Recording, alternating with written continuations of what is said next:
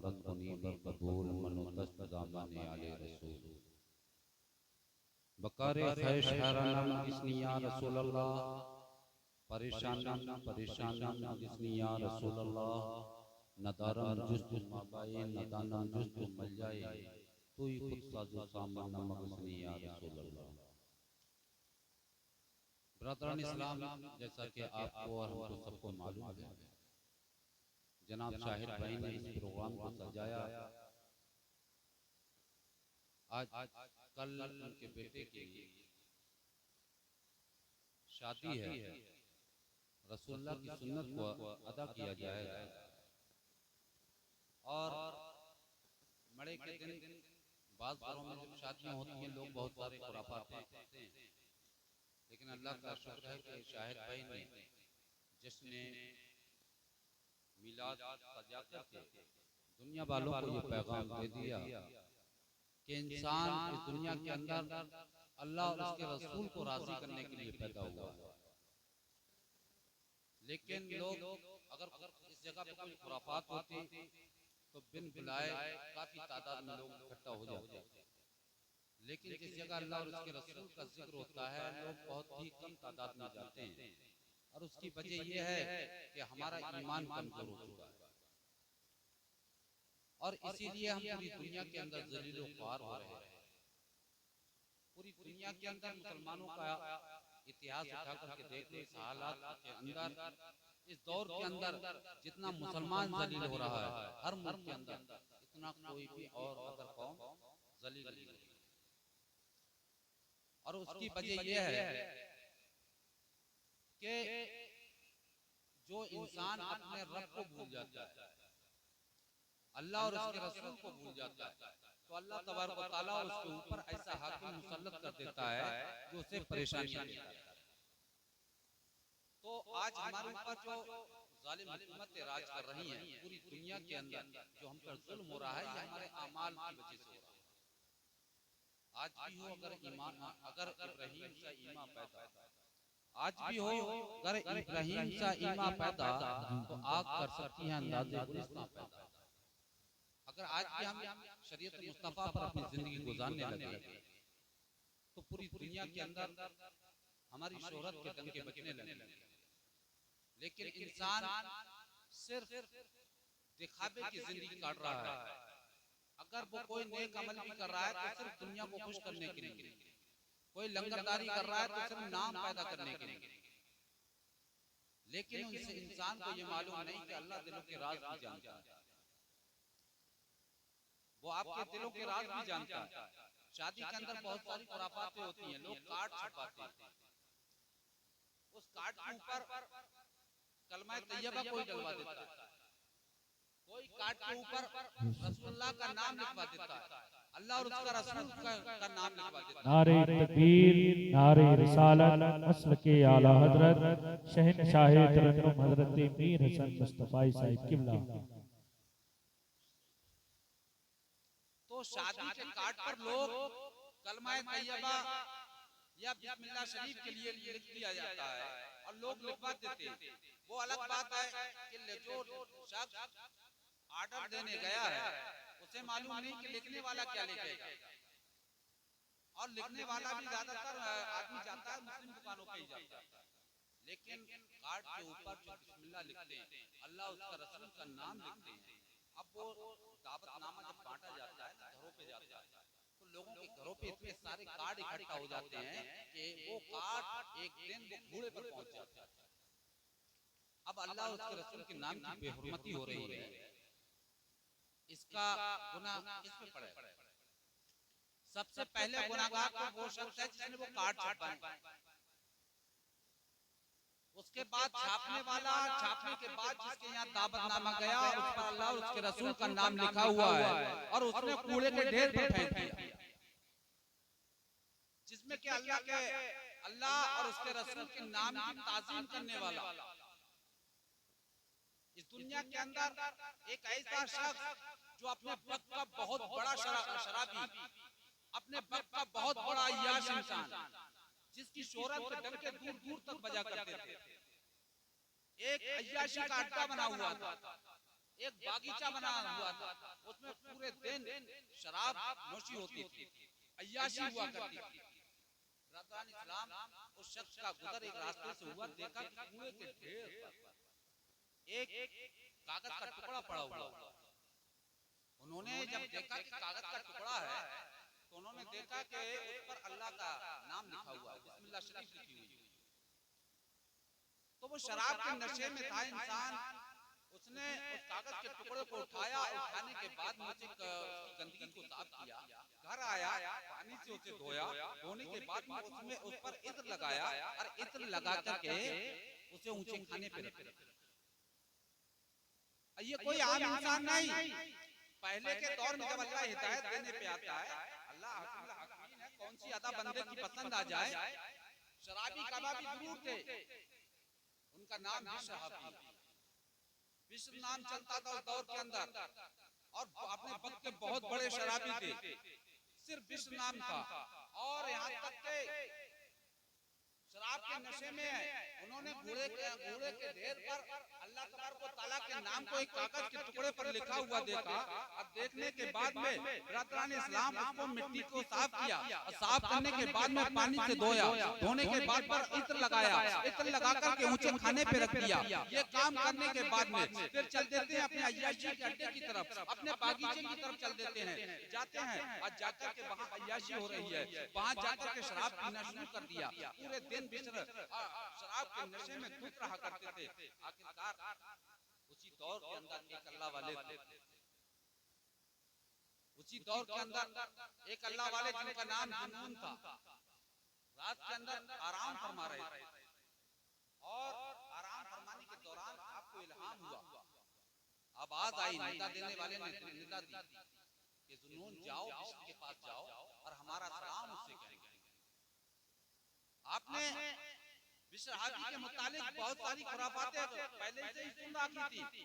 आपने सोचा हो सकता है ऐसा ही कोई ख्वाब हो, फिर आराम करने लगे, और करने के बाद में फिर आंख लग गई, फिर इल्हाम हुआ, फिर ख्वाब हुआ, फिर यही आवाज आई कि जाओ बिश्र के पास जाओ, हमारा जाकर के सलाम कहना, उसे हमारे बारे में तबलीग करना, उसे हमारे बारे में बताना, इस्लाम की दावत देना। रज़ान इस्लाम फिर उसे टाल दिया, और टालने के बाद में तीसरी मर्तबा फिर सोए, सोने के बाद में वही ख्वाब आया, आने के बाद में उठे बिस्तर से, उठने के बाद में बस्ती में पहुंचे, और बस्ती में पहुंचने के बाद में लोगों से मालूम किया कि बिश्र हादी कहां मिले। तो लोगों ने बताया वो तो अपने शराब के अड्डे पे मिले, बागीचा है, उसमें अय्याशी होती होगी, लेकिन आप अल्लाह वाले हैं, आपका उस शराबी आदमी से क्या काम है? बोले नहीं, मैं उससे मिलना चाहता हूं। बोले आपका तो कोई मेल ही नहीं है, आप उस शख्स के पास जा रहे हैं जो कि हर वक्त शराब के नशे में डूबा रहता है, अय्याशी का अड्डा चला रहा है। लेकिन हुक्म रब्बी था, जाना भी जरूरी था, जिससे भी मालूम किया पता, हर आदमी ने आपसे मना फरमाया, लेकिन जब पहुंचे बागीचे के दरवाजे पर, बागीचे के दरवाजे पर पहुंचने के बाद में बागीचे का जो दरोगा था, जो सिपाही था, उससे कहा बिश्र हादी अंदर हैं क्या? कहा बिश्र हादी तो अंदर हैं, लेकिन आप अंदर नहीं जा सकते, आपकी यहाँ पर कोई जगह नहीं है, आप अल्लाह वाले हैं, आपकी शोहरत के डंके पूरी दुनिया के अंदर बज रहे हैं, पूरा इलाका जानता है, आप अल्लाह के वली हैं, आप मुत्तकी और परहेजगार हैं, लेकिन इतनी गंदी जगह पर आपका क्या काम है? लेकिन हजरत जुनून फरमाते हैं मुझे बिश्र हादी से मुलाकात करना है, जाओ बिश्र हादी से कहना कि जुनून उनसे मिलने आया है। बरदरान इस्लाम सिपाही जाता है, हजरत बिश्र हादी के बारे में बताता है कि इलाके के एक ऐसे अल्लाह के वली आए हैं जिनकी शोहरत के डंके बज रहे हैं, वो आपसे मुलाकात करना चाहते हैं। बिश्र हादी उस वक्त शराब के नशे में थे। बरदरान इस्लाम जैसे ही हजरत जुनून का नाम सुना, और सुनते ही हजरत बिश्र हादी फरमाते हैं मेरे आधे नशे टूट गए, यानी मैं ठीक ठाक हालत पे आ गया। आने के बाद में कहा कि जाओ उन्हें बुला कर के लाओ, वो फौरन जाता है, और जाने के बाद में सिपाही जाता है, हजरत जुनून को लेकर के आता है। हजरत जुनून जाते हैं बिश्र हादी के पास में, हजरत बिश्र हादी से फरमाते हैं कि अल्लाह तबारक व तआला ने तुम्हारे लिए सलाम भेजा। हजरत बिश्र हादी सोचने लगे कि मैं इतना बड़ा गुनाहगार, इतना सियाकार, और रब तबारक व तआला ने मेरे लिए सलाम भेजा है। हजरत बिश्र हादी फरमाते हैं, हजरत जुनून से पूछा कि आखिर ऐसी कौन सी वजह कि अल्लाह तबारक व तआला ने मेरे लिए सलाम भेजा है? तो हजरत जुनून फरमाते हैं हो सकता है कोई नेक अमल तुमने किया हो। तो हजरत ज़ुन्नून रज़ियल्लाहु ताला अन्हु ने हजरत बिशराबी के लिए यहाँ तक कि तौबा कराई शराब नोशी से। और जिस वक्त हजरत बिशराबी ने तौबा की उस वक्त आप नंगे पैर थे। हाफी जो लफ्ज है वो एक नंगे पैर वाले के लिए बोला जाता है, इसीलिए आपको बिशराबी कहते हैं। हजरत बिशराबी फरमाते हैं कि जैसे ही मैंने वो सलाम लिया, सलाम लेने के बाद में मेरे तमाम शराब के नशे टूट गए और टूटने के बाद में हजरत बिशराबी ने उस बागीचे को उसी वक्त छोड़ दिया और छोड़ने के बाद में आप नंगे पैर जंगल की जानिब चल दिए, तमाम दौलत को लुटा दिया और जंगल की जानिब निकल गए। हजरत बिशराबी जब तक दुनिया के अंदर जिंदा रहे ना तब तक जंगल के जानवरों ने किसी ने लीद नहीं की रास्ते में कहीं कभी भी जंगल के जानवरों ने लीद नहीं की। एक दिन आपका इंतकाल जब हो गया, जंगल के अंदर ही हमेशा रहते थे, रब तबारक व तआला की इबादत किया करते थे। एक दिन रास्ते में एक शख्स जा रहा था, उसने देखा कि जंगल के रास्ते पर लीद है, तो वो सोचने लगा कि जंगल के रास्ते पर लीद है, हो सकता है कि हजरत बिशराबी का इंतकाल हो गया। अगर उनका इंतकाल नहीं होता तो ये जानवर लीद नहीं करता। तो थोड़ी आगे चले तो मालूम हुआ कि बिशराबी पानी से कूद कर चुके। तो ब्रदरान इस्लाम कि अल्लाह तबारक व तआला ने हजरत बिशराबी को इस मकाम पर पहुंचा दिया कि यहाँ तक कि विलायत के मर्तबे पर फैज फरमाया। तो इंसान सिर्फ एक लफ्ज की अदब इकराम करने की बुनियाद पर आज हम शादियों की कार्ड पर अल्लाह तबारक व तआला का नाम लिखवाते हैं, कलमा तैयबा लिखवाते हैं। तो आप अंदाजा फरमाएं कि अल्लाह तबारक व तआला जब हिदायत दे सकता है, एक अल्लाह का बली बना सकता है इंसान को सिर्फ एक लफ्ज की ताज़ीम करने की बुनियाद पर, तो सोचो आप वो कलमा नारे तकबीर, नारे रिसालत, मसलके आला हजरत, फैज़ाने आला हजरत, फैज़ाने आला हजरत, खतीब अहले सुन्नत हजरत मौलाना ताहिर हसानी साहिब किबला। नारे तकबीर, नारे रिसालत।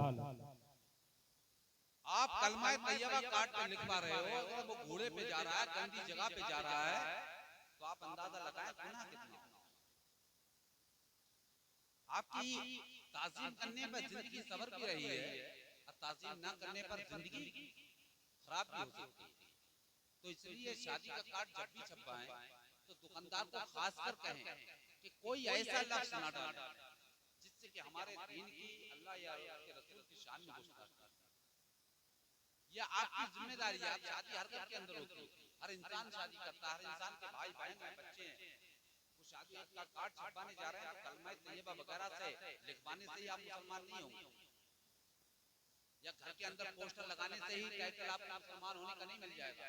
मुसलमान तो किरदार की बुनियाद पर होता है। हमारे बुजुर्गों ने इस इस्लाम को सीख करके हम तक पहुंचाया और इतनी परेशानियां उठाई। ब्रदरान इस्लाम इतनी सारी परेशानियां उठाने के बाद में ये इस्लाम हमें बड़ी आसानी से मिल गया है, इसलिए इसकी कदर नहीं। और मौलाना ताहिर रजा साहिब वो भी मिंबर पर तशरीफ ले आए हैं, आपको बेहतरीन किताब उनकी जुबानी आपको सुनना है। मैं तो थोड़ा सा टाइम पास करने के लिए आपके लिए आ गया, क्योंकि काफी देर से आप लोग मुनफरद समाअत कर रहे थे और एक अल्लाह के वली के मुतालिक चंद बातें बताकर मैं अपनी गुफ्तगू समेट लूंगा। ब्रदरान इस्लाम, हजरत इब्राहीम बिन अदम रज़ियल्लाहु ताला अन्हु एक अल्लाह के वली और आप जंगल के अंदर रहा करते थे। आप रब तबारक व तआला की इबादत किया करते थे, दुनिया को छोड़ करके जवानी की हालत में थे। उस वक्त आपकी शादी नहीं हुई, लेकिन रब तबारक व तआला की बहुत इबादत जवानी की हालत से ही किया करते थे। जंगल में हमेशा रहा करते थे और वहीं पर इबादत किया करते थे।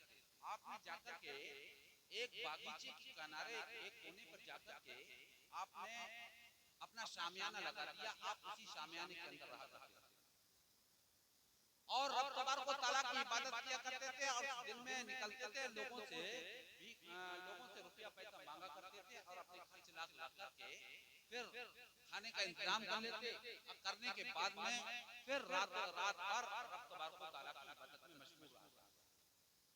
हज़रत इब्राहीम बिन अदम रज़ियल्लाहु ताला अन्हु का ये मामूल काफी दिनों तक चलता रहा। एक दिन क्या हुआ कि बादशाह का जो बागीचा था उसका बागीचे के अंदर, बादशाह के बागीचे के अंदर हजरत इब्राहिम बिन अदम अंदर दाखिल हो गए। और दाखिल होने के बाद में वो दिन ऐसा था जिस दिन बादशाह की शहजादी उस बागीचे के अंदर टहलने आ रही थी।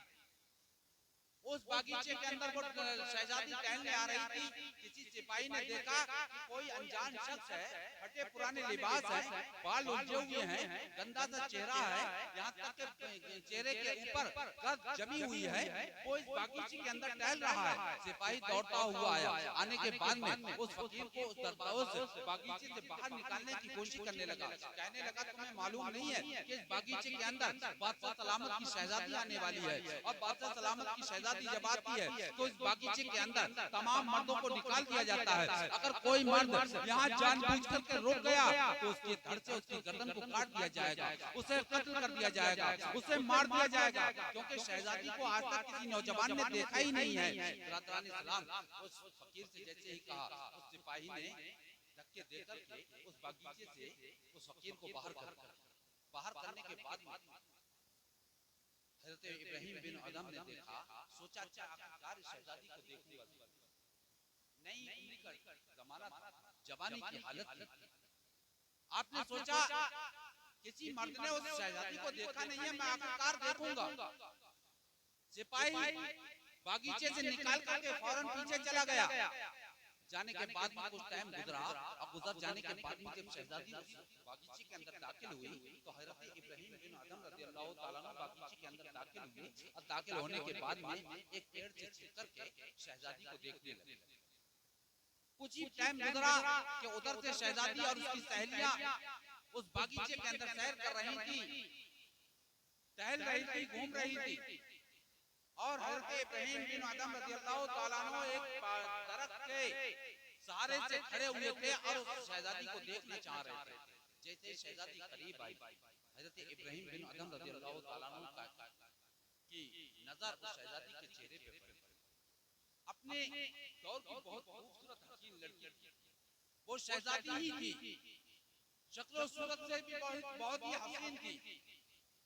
उस फकीर ने जैसे ही उस शहजादी के चेहरे पर नजर पड़ी, अपना दिल उस लड़की को दे दिया। दिल में ख्याल आया, रब की बारगाह में दुआ की, मौला इस शहजादी से मेरी शादी करा, मैं इस शहजादी से शादी करना चाहता हूँ। यहाँ तक कि एक फकीर है जो दिन में जाता है मांगने, अब पूरे दिन मांग करके आता है और एक झोपड़ी में आकर के खाना बना करके खाता, रात भर इबादत करता है, फिर सुबह को चला जाता है। तमन्ना क्या कर रहा है कि एक बादशाह की बेटी से वो शादी करना चाहता है। आखिरकार रातरानी सलाम उसने शहजादी को देखा, और देखने के बाद में फौरन उनके कदम वापस आया। आने के बाद में बादशाह का दरबार लगा हुआ था, दूसरे दिन मांगने नहीं गया, बादशाह के दरबार में पहुंच गया।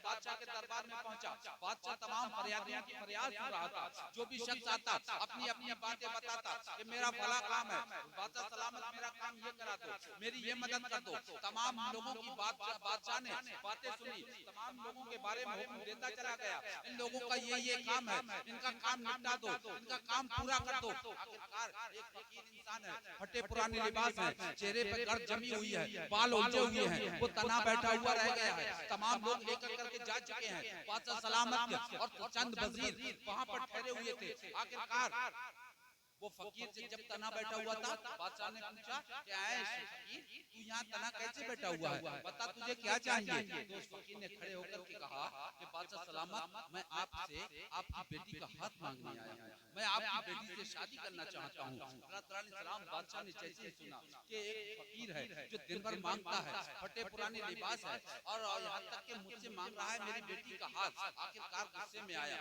लेकिन क्या करता, फकीर को मारता, लोग क्या कहेंगे, मारा तो एक गरीब आदमी को, मारा तो एक फकीर को। आखिरकार उसने वजीरों से कहा, वजीरों ने सोचा भी था मारने के मुतालिक, बादशाह ने कहा नहीं, इससे कुछ न कहना। बादशाह ने करीब बुलाया कि इस फकीर से कोई छुटकारा ऐसा दिलाओ ताकि लोग मुझ पर तोहमत भी ना लगा सके, और इस फकीर से मेरा छुटकारा भी हो जाए।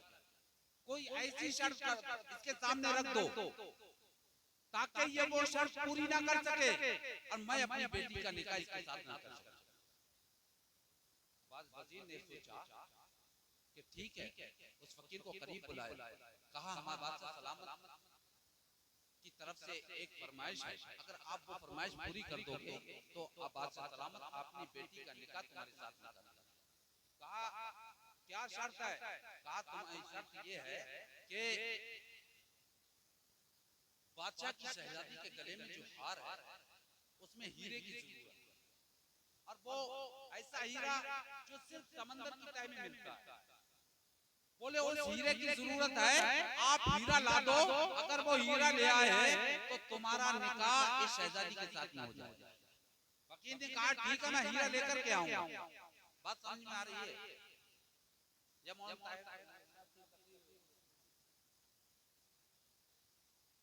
तो फकीर ने कहा बोले ठीक है, मैं लाके दे दूंगा। अब मालूम हुआ, लोगों के पास गए, मालूम करा कि ये हीरा मिलेगा कहाँ। उस फकीर को उस वक्त तक ये तक मालूम न था ये हीरा कहाँ मिलता है। तो किसी शख्स ने बताया समंदर की तह में मिलेगा, समंदर में मिलेगा, और कहीं पर वो हीरा मिल ही नहीं सकता। बरदरान इस्लाम और उसकी हीरे की कीमत का ये आलम था कि बादशाह की जो हुकूमत थी वो जैसी दसियों हुकूमत खरीद सकते थे एक हीरे में। अब हजरत वो फकीर जाता है, जाने के बाद में समंदर के किनारे जाता है, जाने के बाद में उंगली से पानी को उलझना शुरू करता है। समंदर को मैं उलझ देता हूँ, ऐसे पानी को बाहर फेंक देता हूँ। जब समंदर में पानी नहीं रहेगा, इस समंदर का पानी जब बाहर हो जाएगा तो फिर हीरा में निकल ही जाएगा, मैं उठा कर ले जाकर बादशाह को दे दूंगा। अब उसने पानी मिलाया, अब पानी को निकालना शुरू कर दिया। अब जो भी देख रहा है कि ये फकीर पागल हो गया है, कहाँ समंदर और कहाँ तक ये पानी को निकालेगा। आखिरकार सुबह से शाम हो गई, पानी निकलने का नाम नहीं ले रहा है। फौरन घर आए, अपनी कोठरी में आकर के सो गए, और सोने के बाद में सुबह नमोदार हुई, फिर पहुंचे, फिर जाकर के पानी को निकालना शुरू कर दिया। लोग आए, लोगों ने कहा फकीर पागल हो गए हो, समंदर देख रहे हो, जहाँ तक नजर जा रही है वहाँ तक पानी पानी नजर आ रहा है, इस पानी को बाहर कैसे निकाल दोगे। आखिरकार फकीर ने कहा नहीं, मैं निकाल दूंगा, मुझे तो हीरे की जरूरत है, मैं हीरा लेकर ही रहूंगा। आखिरकार इस पानी को मैं निकाल दूंगा। बरदरान इस्लाम इसी तरीके से लोग उससे मना करते रहे, लोगों ने कहा पागल इंसान है, आखिरकार इसे समझाना मुश्किल है, इससे जो करना है करने दो। आखिरकार वो लगा रहा, कई दिन मुसलसल हो गए, रब की रहमत को जोश आया, समंदर के अंदर एक लहर उठी, लहर के अंदर ऐसी लहर उठी कि वो हीरा सिर्फ बादशाह ने एक मांगा था, उस लहर के अंदर सैकड़ों हीरे जो किनारे पर आकर के रुक गए। बरदरान इस्लाम किनारे पर आकर के उस लहर ने हीरो को फेंक दिया, और फेंकने के बाद में बादशाह ने सिर्फ एक हीरा मांगा, उस फकीर ने पूरी झोली को भरा, और झोली को भरने के बाद में बादशाह के दरबार में पहुंच गया। और पहुंचने के बाद में बादशाह से कहा, बादशाह सलामत, ये हीरे आपने एक मांगा था, मैंने सैकड़ों ला दिए हैं, अब अपनी बेटी का निकाह मेरे साथ कर दो, अपनी बेटी का निकाह मेरे साथ कर दो। बादशाह ने कहा यार ये तो बड़ी कमाल की बात है कि ये हीरा कहाँ से ले आया, और एक नहीं सैकड़ों हीरे लेकर के आया है। और बोले अब मुझे इस फकीर के साथ में निकाह करना होगा, अगर मैं इसके साथ में निकाह करूंगा तो समाज क्या कहेगा कि बादशाह ने बेटी का निकाह किया तो किस फकीर के साथ में किया। फटे पुराने लिबास हैं, लेकिन बरदरान इस्लाम उसने ये हिसाब नहीं लगाया जिस फकीर ने जो हीरे लाकर के दिए हैं उन हीरो की कीमत का ये आलम के आधी दुनिया खरीद सकता है। बादशाह तो उससे बड़ा बन सकता है, लेकिन उसे बादशाह की जरूरत नहीं थी, उसे उस शहजादी की जरूरत थी। बादशाह की बेटी से निकाह करना चाहता था। आखिरकार फिर बादशाह ने वजीर को बुलाया, वजीर इससे बचाओ, अब तो इससे मुझे निकाह करना ही पड़ेगा। आखिरकार अब कोई ऐसी शर्त बता दो जो कि ये ना कर पाए। वजीर ने कहा बादशाह सलामत, एक ही शर्त ऐसी है जो ये फकीर नहीं कर सकता। कहा क्या शर्त है? कहा जो काला हीरा दुनिया के अंदर पहली बात तो जल्दी मिलता नहीं, अब काला हीरा की जरूरत है। अगर काले हीरे की शर्त अगर रखी जाए तो ये काला हीरा ला करके नहीं दे पाएगा, और ये शर्त जब पूरी ना करेगा तो निकाल से बच जाएगा। तो कहा बादशाह बोला ठीक है शर्त रख। फकीर से कहा फकीर शहजादी की अंगूठी में एक काले नगीने की जरूरत है, ये काला नगीना अगर तुम ले आओगे तो वाकई तुम्हारे साथ निकाह कर दिया जाएगा। तुमने गले के हार की तो मिकदार पूरी कर दी है, वो शर्त पूरी कर दी है, अब अंगूठे के नगीने में काले हीरे की जरूरत है, वो ला करके बोले ठीक है मैं ले आऊं। बाहर निकले, कई दिन तक तलाश करते रहे काला हीरा कहाँ मिलेगा, काला हीरा कहाँ मिलेगा, जिससे मालूम किया लोग कहते थे मालूम नहीं कहाँ मिलेगा। आखिरकार कोई पुराने इंसान मिला, तजुर्बेकार इंसान रास्ते में मिला, उससे पूछा कि बताओ भाई काला हीरा कहाँ मिलेगा? बोले काला हीरा पैदा तो होता है लेकिन आप ला नहीं पाओगे। कहा कहाँ पैदा होता है? बोले काला हीरा बर्फ की चट्टानों में पैदा होता है, और बर्फ की चट्टानों में कहीं इक्का दुक्का पैदा होता है, ढेरों सारे नहीं होते हैं। और अगर उस चट्टान की जड़ में वो पैदा होता है और उस चट्टान को अगर खोदोगे तो उसमें तब तक के हलाक हो जाओगे। बोले बर्फ की चट्टान में मिलता है? कहाँ चट्टान में मिलता है। इश्क का भूत सवार कुदाल उठाई, उठा करके बर्फ की चट्टानों के करीब, और चट्टानों के करीब पहुंचने के बाद में बर्फ की चट्टान को काटना शुरू किया। काटते रहे यहाँ तक कि बर्फ को काटते काटते काफी अंदर तक एक गुफा तैयार कर। अब गुफा तैयार करने के बाद बरदरान इस्लाम आवाज आती है, इब्राहिम यहाँ से निकल जाओ, हलाक हो जाओगे, मारे जाओ। हजरत इब्राहिम बिन आदम ने सोचा मारा भले ही जाऊं लेकिन मुझे उस नगीने की जरूरत है। फिर कुदाल मारी, कुदाल मारने के बाद में फिर आवाज आई, इब्राहिम बाहर निकलो। तो जैसे ही कुदाल मारी तो देखा कि दरार काफी दूर तक फट गई। अब फटने के बाद में देखा कि काफी उसी दरार के अंदर काफी दूर तक नजर पड़ी तो देखा कि काला हीरा नजर आ रहा। हजरत इब्राहिम बिन अदम रज़ियल्लाहु ताला अन्हु उस हीरे की तरफ तेजाई के साथ बढ़े। अब पढ़ने के बाद में उस हीरो को उठाया, उठाने के बाद में दौड़ लगाई, और जैसे दौड़ लगाई वो बर्फ की चट्टान वहीं पर फौरन गिरी। उस वक्त तक हजरत इब्राहिम बिन अदम उस चट्टान से बाहर निकल आने के बाद में बादशाह के दरबार में पहुंचे और उस हीरे की काले नगीने की जो कीमत का आलम था वो वजीर से बादशाह ने पूछा था इसकी कीमत क्या होगी? तो वजीर ने बताया था बात सलामत आप जैसी हुकूमतें 85 ये शख्स बना सकता है, इस एक हीरे की कीमत का ये आलम। दुनिया के अंदर आपको हीरा ये काला नगीना आपको मिलना मुश्किल है। वो फकीर जाता है, जाने के बाद में बादशाह के दरबार में पेश कर दिया। बोले हुजूर मैं ले आया, अब तो आप मेरे साथ निकाह करोगे।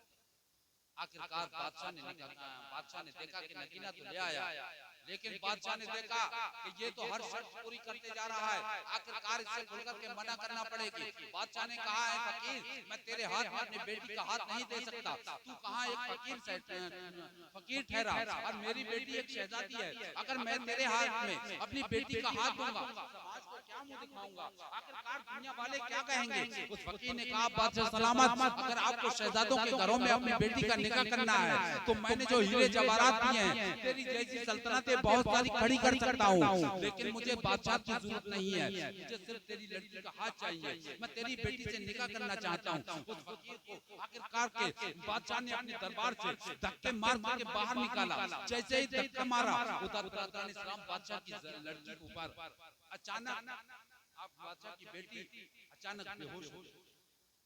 अब बेहोश होने के बाद में थोड़ी ही देर गुजरी थी, उस लड़की की रूह कब से उस शरीर से बर्बाद हो गई, वो इंतकाल कर गई।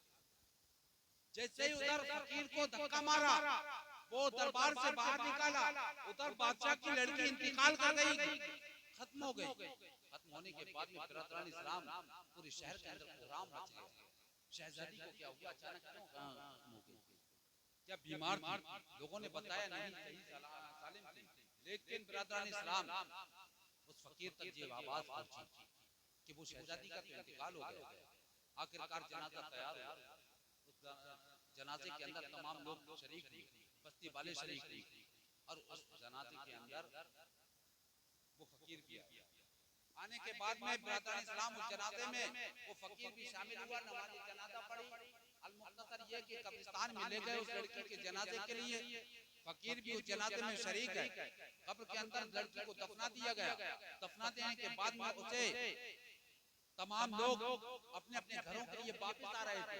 उसी दौरान उस फकीर ने उस कब्र पर निशान लगाया, वो भी साथ में चला आया। आने के बाद में अपनी कुटिया में आकर अपनी झोपड़ी में आकर के रब की बारगाह में सजदा रेज हो गया। फकीर जैसे सजदा रेज हुआ, रेज होने के बाद में बरदरान इस्लाम रब की बारगाह में गिड़गिड़ा करके दुआ करता है, मौला मैंने तेरे बाद में दुनिया में अगर किसी से मोहब्बत की है तो उस लड़की से की, अब वो भी तूने मुझसे छीन ली। या अल्लाह मैंने तुझसे दुनिया में कोई चीज न मांगी थी, न मुझे दौलत की जरूरत थी, न मुझे शोहरत की जरूरत थी, मैं हर हाल में तेरा शुक्र अदा करता था। ऐ मौला मैंने एक लड़की से मोहब्बत की थी जो मैं निकाह में लेना चाहता था वो भी तूने मुझसे ले ली है। बिरादरान इस्लाम गिड़गिड़ा करके दुआ कर रहा था।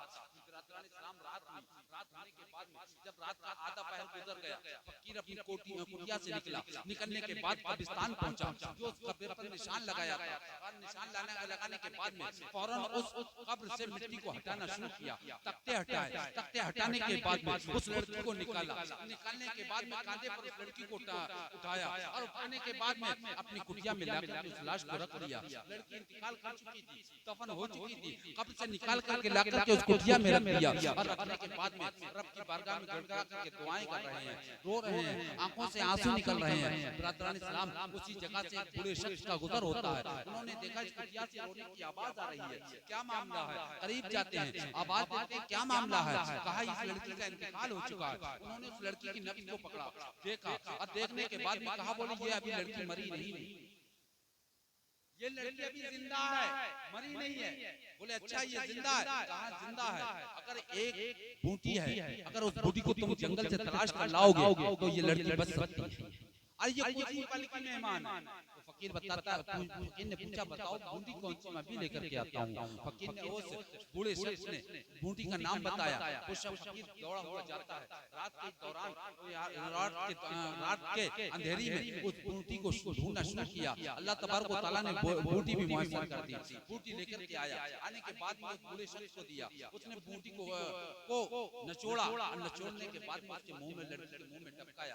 टपकाने के बाद में जैसे उसके हलक से वो बूंद उतरी, उतरने के बाद में बिरादरान इस्लाम हुक्म रब्बी से वो लड़की जिंदा हो गई।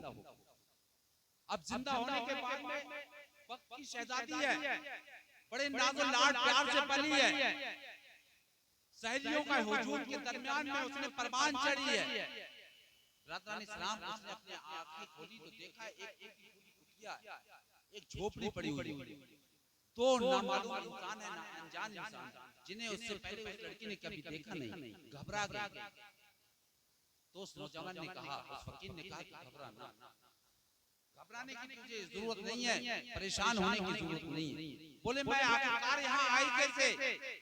तो उस फकीर ने पूरी दास्तान सुनी कि ऐसे ऐसे मैंने तुझे देखा, देखने के बाद मैं तुझसे मोहब्बत करने लगा, तेरे बाप के पास गया, तेरे बाप को से मैंने तेरा हाथ मांगा, तेरे बाप ने ये शर्त रखी, मैंने वो हीरा ला के दे दिया, फिर भी मना कर दिया। दूसरा हीरा मांगा, काला नगीना मांगा, वो भी मैं ले आया। लाने के बाद में तेरे बाप ने आखिरकार मुझे धक्के मार करके अपनी सल्तनत से बाहर कर दिया, अपनी दरबार से बाहर फेंक दिया। इसी दौरान तुझको तू इंतकाल कर गई, तेरी रूह कब्र से परवाज कर गई, तुझे दफना दिया गया, कब्र के अंदर दफना दिया गया। दफनाने के बाद में मैं जाता हूँ, और जाकर के तेरी ये कब्र से मिट्टी को हटाया, तुझे कब्र से लेकर के इस कुटिया में आया हूँ, और ये शख्स आया, इसने एक बूटी का नाम बताया, उसका रस तेरे मुंह में डाला, तो तुझे अल्लाह तबारक व तआला ने जिंदगी दी। मैं तो तुझसे मोहब्बत करता हूँ, दिलो जान से मोहब्बत करता हूँ, तेरी खातिर मैं दुनिया की हर चीज लुटाने को तैयार हूँ, लेकिन अगर तुझे मुझसे मोहब्बत नहीं है, तू मेरे साथ नहीं रहना चाहती है, तू जा सकती है, तू अपने घर जा सकती है, तू चली जा। जब उस फकीर की पूरी दास्तान को सुना, लड़की की आंखों से आंसू निकलने लगे। उसने कहा अगर ये मामला है तो मैं अपने घर वापस नहीं जाऊंगा। वो लड़की को भी मोहब्बत होगी, वो भी ठहरने के बाद में दोनों का निकाह हुआ। निकाह होने के बाद में उस कुटिया में रहने लगे, और रहने के बाद में फिर उन दोनों के मिलन से एक बच्चे की विलादत हुई, एक बच्चा पैदा हुआ है, लड़का पैदा हुआ। और लड़का पैदा होने के बाद में थोड़ा सा बड़ा हुआ, बड़ा होने के बाद में बादशाह उधर बड़ा परेशान रहता था, अपनी बेटी से उसने बहुत ही मोहब्बत किया करता था। जिस दिन से उसका इंतकाल हुआ था, बेटी के नाम पर बहुत ही दौलत लुटाया करता था, और वो अक्सर मदरसे में जाकर के पढ़ने वाले बच्चों पर दौलत लुटाया करता था, उनके खाने पीने, रहने सहने और पहनने के लिए कपड़े वगैरह का इंतजाम किया करता था। आखिरकार सिर्फ बेटी की याद में, उसकी इकलौती लड़की थी, बड़ा परेशान होता रहता था। आखिरकार वो लड़की के पेट से जो बच्चा पैदा हुआ वो थोड़ा बड़ा हुआ। जब 2-4 साल का बच्चा मदरसे जाने लायक हुआ, तो उसी मदरसे के अंदर, जिस मदरसे में अक्सर वो बादशाह जाया करता था, उसी मदरसे में उस बच्चे का दाखिला करा। और दाखिला होने के बाद में बिरादरान इस्लाम बादशाह आया, आने के बाद में उस बादशाह की नजर उस बच्चे पे पड़ी, तो उस बच्चे का चेहरा उसकी बेटी से बिल्कुल हूबहू मिला हुआ। अब बादशाह को उस बच्चे से बड़ी मोहब्बत हुई, उसे करीब बुलाया, सीने से लगा लिया। उस्तादों ने पूछा क्या मामला है? बादशाह ने कहा कि इस बच्चे का चेहरा मेरी बच्ची से मिलता है, मेरी बेटी का बिल्कुल हम शक्ल है, इसके माँ बाप कौन है? इसके माँ बाप से को बुला लो और बुलाने के बाद में इसके माँ बाप से पूछना कि दुनिया की जो दौलत चाहिए हम देने को तैयार हैं, अगर ये बच्चा वो हमें दे। बोले ठीक है, उनके माँ बाप आते हैं, हमसे मालूम करके आपको बताते हैं, अगर वो बच्चा देना चाहते हैं तो हम आपको इतला कर देंगे।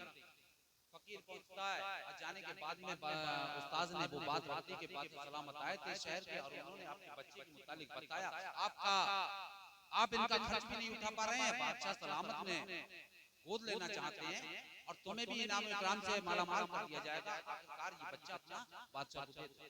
फकीर ने कहा मैं अपना बच्चा बादशाह को नहीं दूंगा। आखिरकार फिर उसने बड़ी मिन्नत समाजत की और समाजत करने के बाद में बरदरान इस्लाम उस्ताद ने कहा कि नहीं, आप हमारी इतनी बात मान जाओ, आप भी मिलते रहना, आखिरकार सल्तनत में रहेगा और सही तालीम भी मिल जाएगी, ऐशो आराम की जिंदगी कटेगी। तो उन्होंने कहा अच्छा मैं अपनी शरीक हयात अपनी बीवी से मालूम करके बताऊंगा, अगर वो राजी हो जाएंगे तो मैं दे दूंगा। आखिरकार वो घर जाता है, फकीर जाने के बाद में उस बच्चे के मुतालिक बताया तो उसकी बीवी ने मना कर दिया, बोले नहीं मेरा बच्चा कहीं नहीं जाएगा। आखिरकार जब मना कर दिया, करने के बाद में बादशाह आया, उस्ताद से मालूम किया कि वो बच्चा देने को तैयार नहीं है।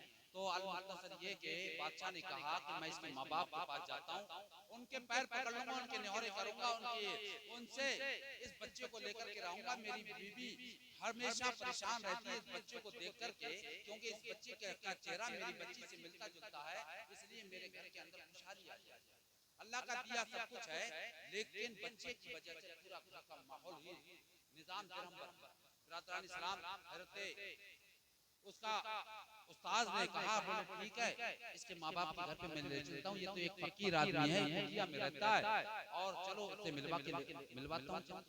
बादशाह साथ में हुआ, कुछ वजीर और सफीर साथ में, बरदरान इस्लाम उस फकीर की कुटिया पे पहुंचे। अब पहुंचने के बाद में जब कुटिया में झांक करके देखा तो उसके अंदर उस बादशाह की बेटी बैठी। जैसे ही बेटी पे नजर पड़ी, बादशाह चक्कर में पड़ गया कि ये तो मेरी बेटी की तरह है। अब मगर उसे ये मालूम मेरी बेटी का इंतकाल हो चुका है, वो कैसे हो सकती है। लेकिन बरदरान इस्लाम फौरन बेटी की मोहब्बत में वो आगे बढ़ा, अपनी बेटी को सीने से लगाने की कोशिश की, लेकिन ठहर गया। आखिरकार मेरी बेटी का तो इंतकाल हो चुका है, मेरी बेटी की हमशक्ल कोई और भी हो सकता है। बड़ी परेशान है, लेकिन बेटी भी अपनी जज्बात पर काबू न कर सकी, अपनी आंखों पर काबू न कर सकी, उसकी आंखों से आंसू निकलने लगे। आखिरकार उसके मुंह से भी अपने बाप के लिए अल्फाज निकले, मोहब्बत भरे अल्फाज निकले, अपने बाप के सीने से लग गई। बाप कहकर के सीने से लगी, सीने से लगने के बाद में फिर दिल में ख्याल आया कि मेरे शौहर से मेरा बाप कहीं फिर जुदा ना कर दे। फिर दूर हट गई।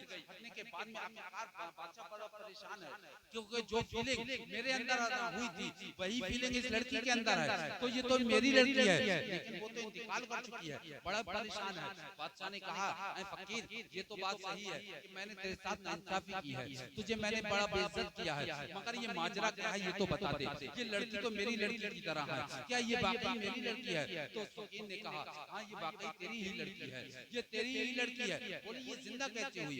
कहा तुम दफन करके चले आए, मैंने कब्र से निकाला, ला करके कुटिया में लाया, इसे एक बूटी पिलाई, अब पिलाने के बाद में ये जिंदा हो गई। तो अपनी बेटी से पूछा बेटी तू जिंदा हो गई तो आखिरकार मेरे पास चली आती, मैं तेरा इसके साथ निकाह करा देता, मेरे पास क्यों नहीं आई? तो उस बेटी ने कहा क्या है बजान, अगर आप मेरा निकाह करते तो आपकी तमाम शर्तें ये पूरी करती चले आए, तब आपने निकाह ना किया। तो जिंदगी अगर मैं जिंदा हो गई तो इसमें क्या ताज्जुब की बात तुम्हारी नजर में थी, तब भी तुम इसके हाथ में हाथ ना देते। इस बुनियाद पर मैं यहाँ पर ठहर गया। आखिरकार फिर बादशाह ने कहा कि चलो आप दोनों लोग चलो, और मेरे दरबार के अंदर बड़ा सुनसान माहौल है और यहाँ तक कि मेरे घर के अंदर कोई खुशियाँ है ही नहीं, इसलिए आप दोनों लोग रहें वहाँ पर।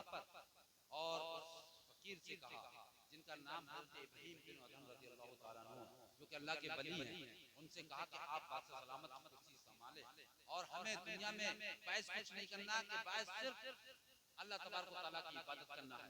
तो उस बादशाह ने हज़रत इब्राहीम बिन अदहम रज़ियल्लाहु तआला अन्हु को बादशाह की कुर्सी पर बिठा दिया।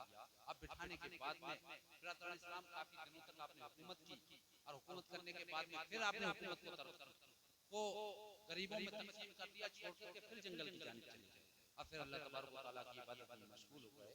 बहुत सारी तवील वाक़यात था, ये मैं और मुख्तसर अल्फाज़ों में सुनाने की कोशिश की थी, क्योंकि हज़रत अल्लामा मौलाना ताहिर रज़ा साहिब से आपको बहुत ही बेहतरीन किताब आपको समाअत करना है और आप जो है आपका महसूस ना आना।